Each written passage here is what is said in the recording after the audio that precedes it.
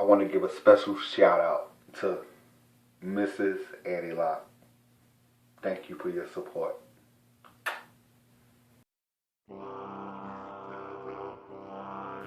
What's going on, people? Mr. Annie Locke here, back with this week's chapter of Bleach 581, The Hero 2.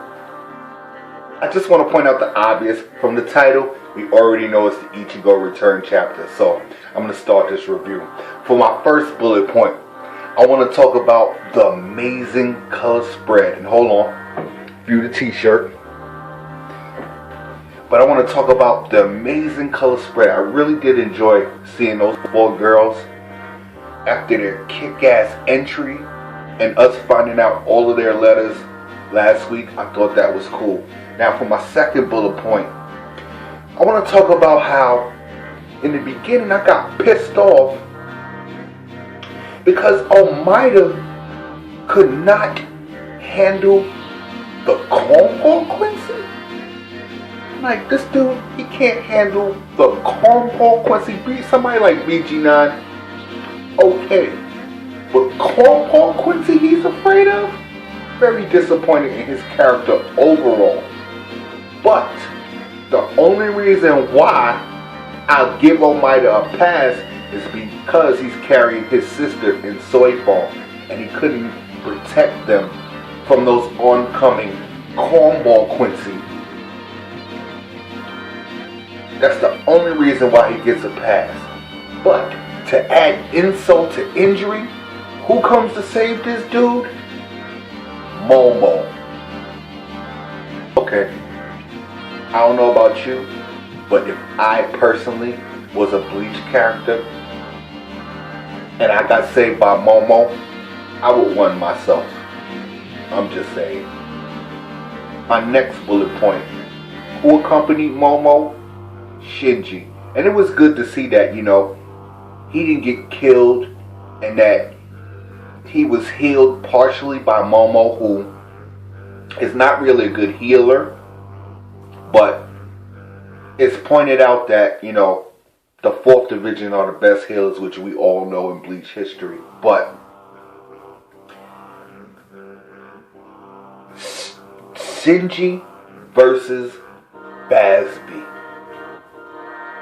What a great setup. Shinji versus Basby. That's going to be a good fight. As long as Shinji doesn't say, guess what my ability is. But you know what? Even if he does tell Shinji his ability, I don't think Basby could counter that. Now, moving on to the next bullet point. The panels with Byakuya and Rukia. Now, Rukia was determined to rescue Zaraki despite her injuries. Byakuya's like, chill, you just got out of this fight with, I forgot his name already. Asnot. She just got out of the battle with Asnot. And she's actually ready to go over there and try to help Zaraki against these 4 stern-ridden girls.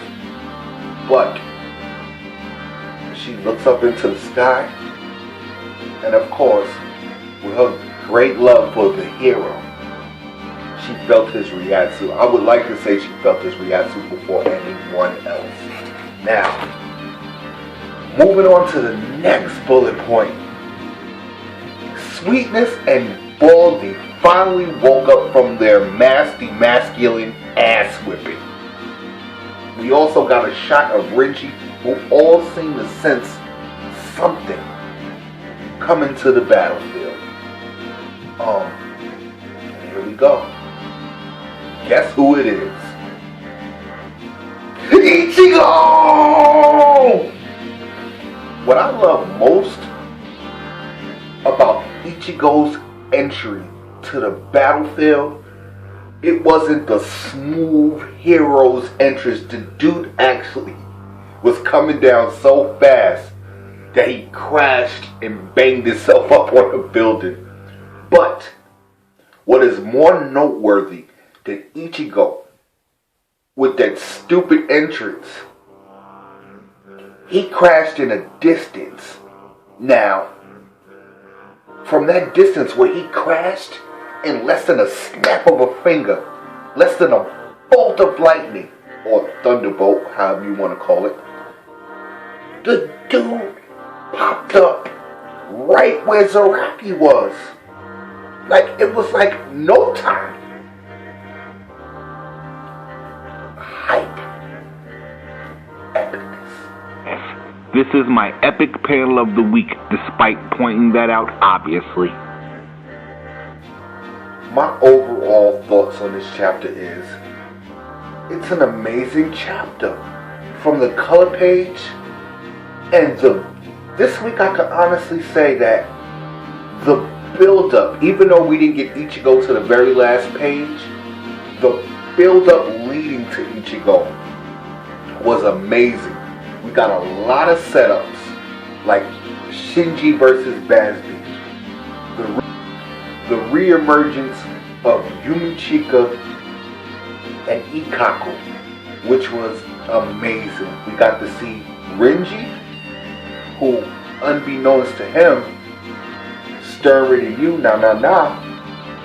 is coming up behind him. Great setup chapter. Great.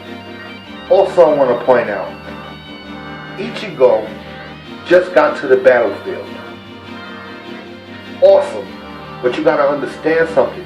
Since Ichigo is on the battlefield now, what role will the Fullbringers, the Arrancar, Chad, and Orihime play in the future chapters to come?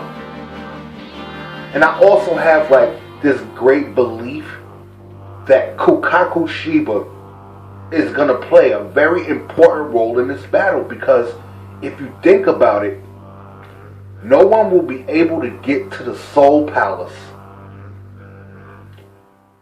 without the aid of Kukaku. Also, something that I've been thinking about the last few weeks is that since you can't get into the Soul Palace without the okay of the Royal Guard, or the Oken, or a key to enter this dimension. Now, Zaraki Kenpachi can cut through dimensions.